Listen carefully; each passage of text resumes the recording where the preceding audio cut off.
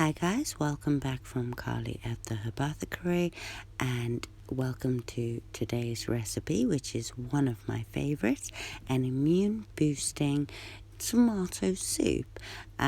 It's definitely not wild, but it is full of plant-based goodness and medicinals. As I'm sure you all know by now, I am not medically trained. I am not trained in ethnobotany. I am someone who loves plants, owns a really good guidebook, and who is on a journey and here to share all that I have learned. Now, many of today's plants and herbs have been linked with their ability to help with cancer. I'm going to avoid that topic for now, and I will only list the others, although please do look into it yourself if you wish to. So first on our list are some fine ripened tomatoes. They are high in vitamin C, vitamin K, potassium, folates, and antioxidants. I used around 20 in the first part and popped them in a large cast iron pot with a big heavy lid so that none of the goodness can escape. Next into our pot are two large organic onions. They contain compounds that reduce cholesterol and triglycerides in your system and reduce inflammation and again help with your immune system. And as they take the longest time to cook, I'm going to cut them into small little bits and again pop them in on top of our tomatoes in our cast iron pan. As I'm pretty sure the next ingredient won't need much introduction, the garlic is not only a natural antibiotic, it's very, very tasty. I'm sure you'll know how great it is, so I'm gonna pop in a whole bulb. Next on our list are a couple of healthy celery stalks, which are high in vitamins A, C, K, minerals, folate and potassium as well, and low in sodium, and apparently help with regulating blood sugars.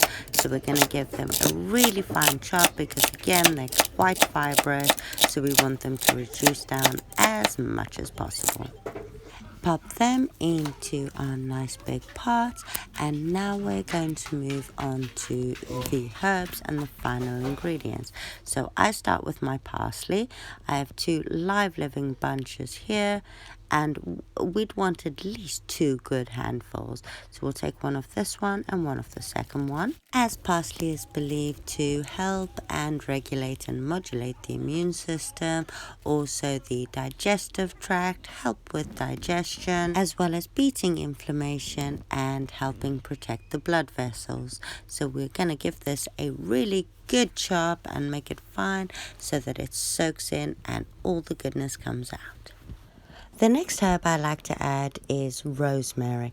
Not only does it have anti-inflammatory and antioxidant compounds, it is also believed to improve digestion and protect against brain aging and macular degeneration, which is the eyes. The only item I didn't have fresh but will never omit is basil. I did, however, have some dried basil, so I shall pop that in. Now, basil is not only good for digestion, it's anti-inflammatory, it fights free radicals, it's good for your skin. It is also believed to promote healthy kidneys, liver and gut, so in it goes. Next, we are going to squeeze in half a fresh organic lemon. Not only is it high in vitamin C and alkalinizes your system, but it also helps to bring out the tomato flavor in the tomato.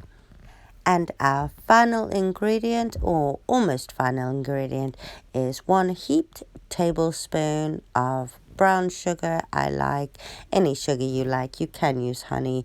However, I don't like the effect that it has on the taste of the soup. Give that a good mix in and cover it with a really heavy lid to keep all the goodness in.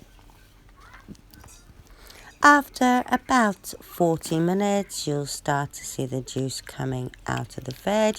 As you know, we haven't added any extra water to this. We're only using the juices from the veg we're using, or fruits and veg and herbs we're using.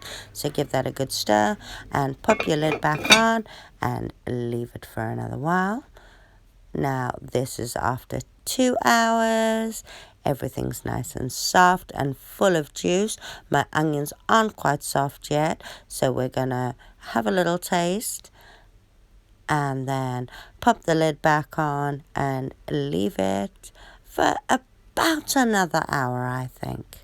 Now everything's reduced after 2.5 hours, so I cut some more tomatoes and added them in, as I now had some more space and I wasn't sure I had enough in there, so I added another 6, popped my lid back on and left it for another hour or so.